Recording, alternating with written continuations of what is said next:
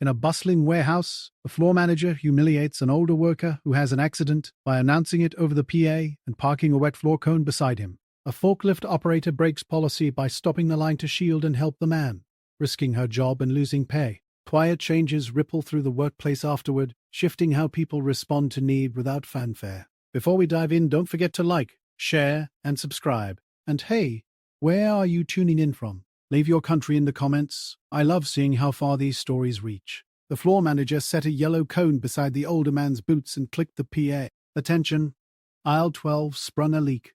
His voice boomed over the racks. The scanners kept chirping. Cold air rolled off the cooler doors. The older man stood there with a dark stain looming down one leg. He froze, cheeks tight, fingers white around his handheld. Pick rate doesn't stop because your bladder does, the manager added, more to the phones in the hands of two giggling temps than to anyone else. He nudged the cone closer with his shoe, like he was framing a shot. Brakes at 11, keep going.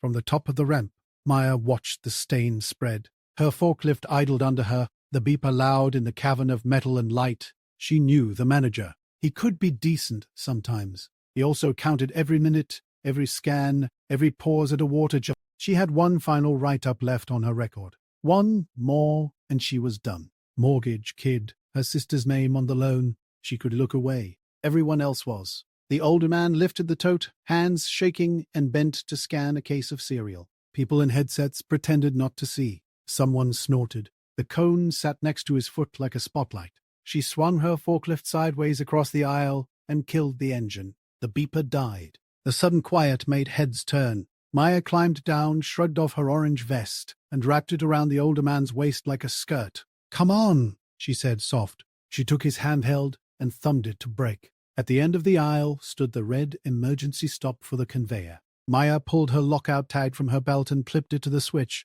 She hit the button. The motor coughed and went still. The overhead screen flashed. Lying down, safety. Her employee ID stamped right there. She felt the burn of it. She did it anyway. He came in hot, sleeves rolled, radio hissing. Eyes went to the deadline, then to her tag. The floor manager cut the PA and crossed his arms. "You don't throw a lockout on my zone," he said. His voice was low, not a shout. "Worse. He needs to change," Maya said. She put herself between the older man and the dozen staring faces. She wasn't tall. Didn't need to be tall. "Breaks are scheduled," he said. He looked at the screen, counting money and time. "We are at a 92 fill. Corporate watches that. Write me up," she said. "I'll sign it." His jaw flickered. He glanced at the two temps with their phones, then at the older man, who was still clutching the borrowed vest like a curtain. The manager lifted his tablet, tapped, scrolled. Final warning. Safety violation. Insubordination. No bonus this quarter. "You want to keep going?" "I want to get into a locker," she said. A few people found things to stare at that weren't anyone's eyes. A guy in a bear's beanie pretended to count shrink-wrap rolls. Someone pushed a pallet jack into a corner to make room. 20 minutes docked, the manager said. "From both of you."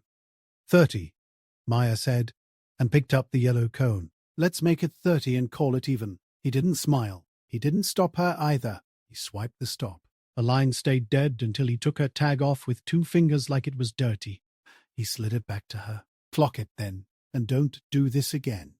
She nodded. That was that. In the locker room, the air smelled like bleach and wet rubber. The floor was damp, the walls metal. Maya pulled her duffel from the top shelf where she hid it from the random bag checks. She set it on the bench and pulled out an old pair of gray sweatpants, a packet of tissues, a travel bottle of soap. The older man stood near the door, eyes on the drain. He had a fine tremor in his hands. Clothes, he looked smaller. Thin wrists. A scar at his hairline. "You change." "I'll stay out here," she said, and stepped back. She put his handheld on her palm and hid hold tasks so it wouldn't rate him while he was in here. She laid a paper towel over the screen like a little blanket. "Sorry," he said. His voice was careful, like he was choosing words from a shelf. "You're fine," she said. "Take your time." She propped the door, grabbed a mop from the custodial closet, and went back out to wipe the aisle where he'd stood. Not because anyone asked, because it was something to do with the heat under her skin. She ran the mop slow, used the cone for what it was for, and kept her face blank when 2 pickers went past and didn't look down. Back in the locker room, the dryer thumped. She fed his jeans into it and set the heat low. She handed him the sweatpants through the crack. He didn't reach to take them. She slid them in and stepped away. When he came out, the cuffs dragged. He rolled them twice, flustered. He kept a hand on the vest tied at his waist like the pants might vanish if he let go. He gave the smallest nod. "Water?" she asked. He nodded again. She filled a paper cup and set it down beside him so he didn't have to choose between taking it and hiding himself. He drank. Some shook out on his chin. She handed him a tissue. His tote bag slumped open when he sat. A plastic bottle slid into view. White label, tiny print, furosemide. Next to it, a folded clinic paper with a date stamp and a line of typed English with the nurse's scribble. Increased dose for swelling. Return if lightheaded. He saw her see it. He pushed the bottle back into the bag. He glanced at the door. She didn't say anything about pills. She reached into her duffel and came up with a plain black belt from some old uniform and held it up. "For the pants," she said. He took it with both hands. "Thank you." She helped him thread it through, then stepped back and fixed the mop handle. He made a small card appear from his pocket, laminated. English on one side, another language on the back. On the English side, in block letters, "Please. Bathroom." He looked at it like it had failed him and then slipped it away. They sat under the humming lights. The dryer spun. A minute, then two. No speeches, just air and a quiet place to be. When his jeans were dry enough not to cling, she handed them over. She turned around while he changed. She didn't peek at the clock. She knew the minutes were already taken. On their way back, she saw the manager at the end of the rows. He wasn't looking at her. He held his radio like a talisman. He wasn't talking into it. She got the older man to a zone near the water jugs and the bathroom hall. "Take it slow. Hit the blue button if you need to stop," she said. She pointed to the pause task icon. He nodded. Her own radio crackled. "Maya to office."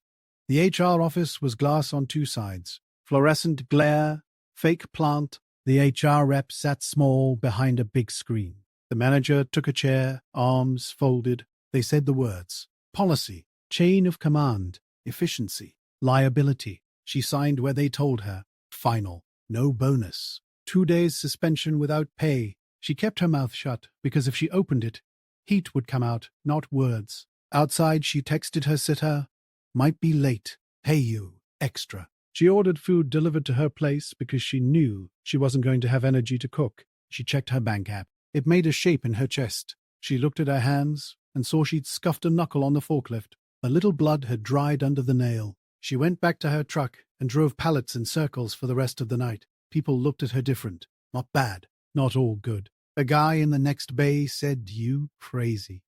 She lifted a shoulder. A woman from inventory squeezed her forearm hard and said nothing. The manager avoided her aisle. In the break room at 3, she found a box of tea in her locker, the kind with spice. No note, just a small square of paper folded around it with one word in careful block letters. "Thanks." The next week, extra sweatpants appeared behind the safety desk. Cheap grey ones in plastic, different sizes. Someone had written free with a thick marker and taped the sign up crooked. A pack of elastic belts lay beside them. People pretended not to see, then quietly took what they needed. Someone printed cards on the shared printer with bathroom words in 4 languages. Please, toilet, break. A stack of them sat by the clock-in. The last line said, "Show this to any lead." No questions. The PA got boring. No jokes.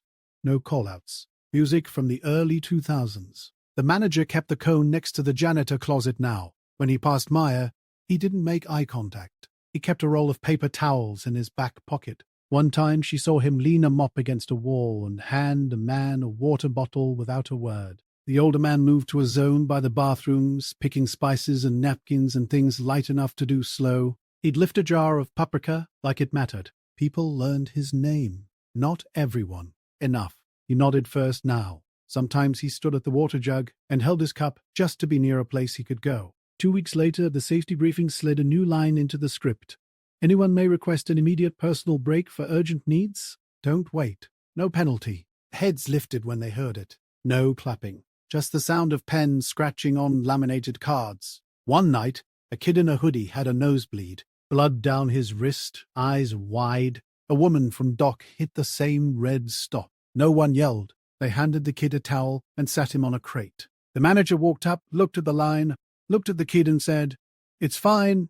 It was 10 minutes. The world didn't end. Maya's payslip came light from the suspension. She called the bank and moved some things around. She cancelled a streaming service. Smaller things got smaller. Her kids still laughed at the cartoon with the dog in the fire hat. The sitter still took the cash and said, "You okay?" And Maya said, "Yeah, because it was easier." She didn't get the shift lead job. They said it was about timing. She believed some of that. They posted the name of a guy she barely saw on the boards. She saw the sign, then looked down at her hands and thought about how the old man's shoulders had dropped in the locker room when the dryer door clicked open. On a slow Sunday morning just before dawn, she sat on the loading dock steps with a coffee. The world was grey and blue. Forklift sighed. Her vest was clean again. The Velcro still good. The older man pushed a cart past the bay and caught her eye. He lifted the edge of his cap in a tiny salute. His jeans were dry. The yellow cone waited against the wall, bright as a lemon under the lights. She watched the thin strip of sunrise slide across the concrete and stop on its base like a promise that didn't need to be said.